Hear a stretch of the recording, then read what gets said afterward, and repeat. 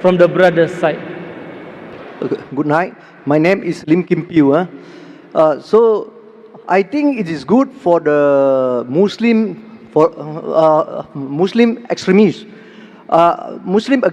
extremists against the Western Christian who are ego and proud, because the Western Christian are rich, developed, and progress, and they look down on the Hindu, Muslim, and Buddhist.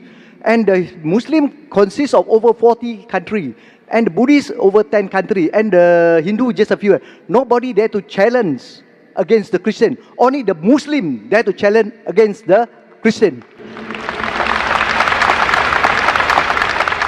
The brother has said emotionally that the Christian of the Western country, they look down upon the Buddhists, the Muslims, the Hindus, and no one dares to challenge the Western Christians except the Muslims. Brother, I slightly differ. What you are saying is right. All Muslims don't have the guts to challenge the Western world. There are some Muslims like Tun Dr. Mahathir Mohamad,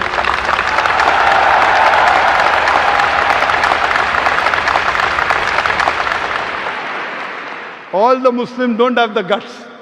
And I am a person who is not very much in favor of politicians. There are very few politicians who I respect, and one of them is Tun Dr. Mahathir Mohamad.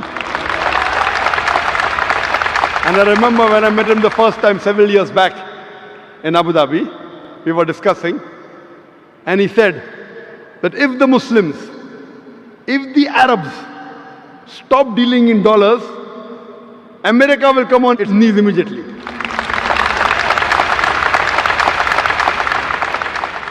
There are few politicians who I really care. One was King Faisal of Saudi Arabia. He had the guts. I remember when you read his biography that when oil was discovered, he said, let's have the meeting in the desert. And that time when they pressurized the Muslims, King Faisal said that we are Badus, we are Bedouin, we are Arabs, we can go back to the desert. What will happen to you when we stop giving you oil? And I believe one of the things of Dr. Tun Mahathir Mohamad was that if he had the control of the oil, what the Arabs had, he would have ruled the world.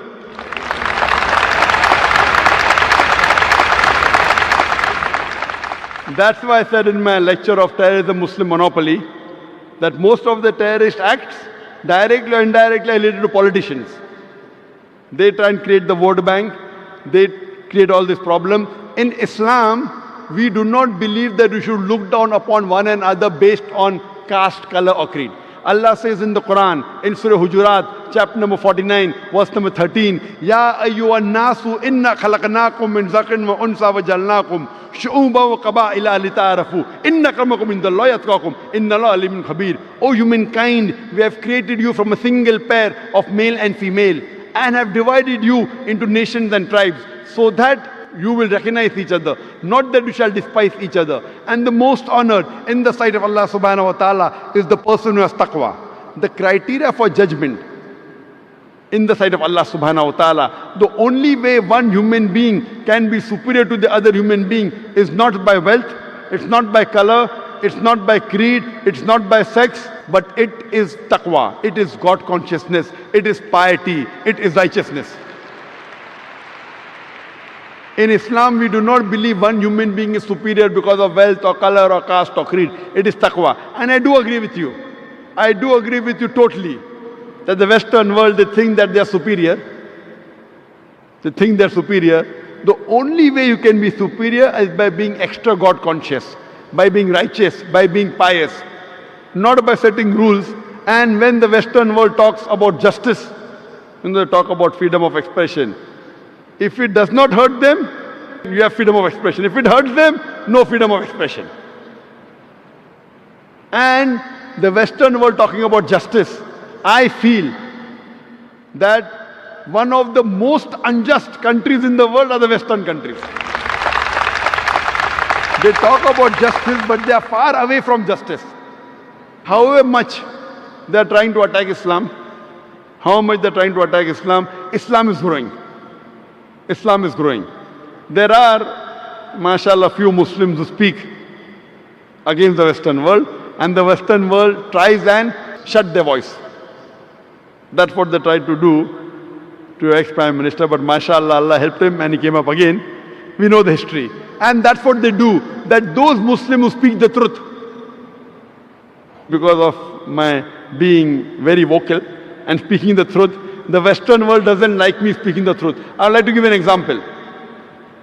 I have been to UK several times. In 2010, when we had the Wembley Arena, we had the NEC Arena in Birmingham.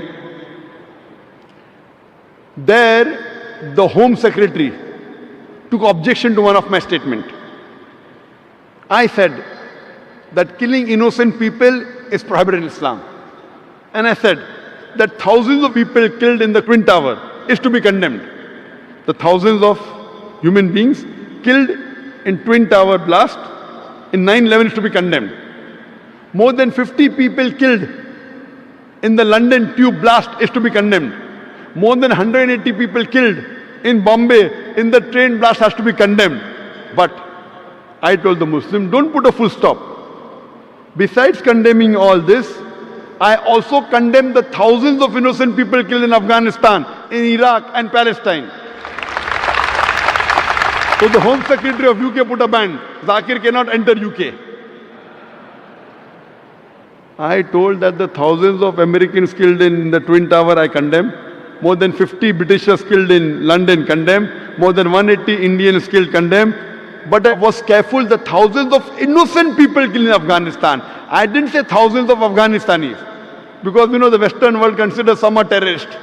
So I was careful in using my statement, thousands of innocent people killed in Afghanistan, in Iraq, in Palestine. So they want to ban me. They talk about freedom of expression.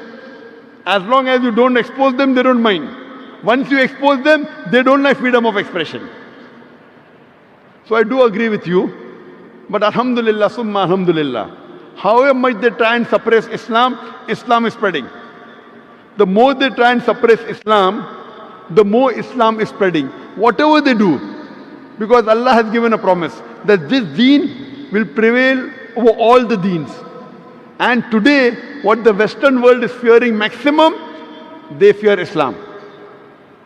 That's the reason they're bringing all these restrictions, etc. But what they do, inshallah, we believe in the commandment of Allah subhanahu wa ta'ala that Islam will spread and is bound to spread. Allah doesn't require me or other people to make Islam spread. Allah has given a promise in the Quran, and inshallah, very shortly, you will see this coming true, that the power from the Western world will be taken away. Hope that answers the question.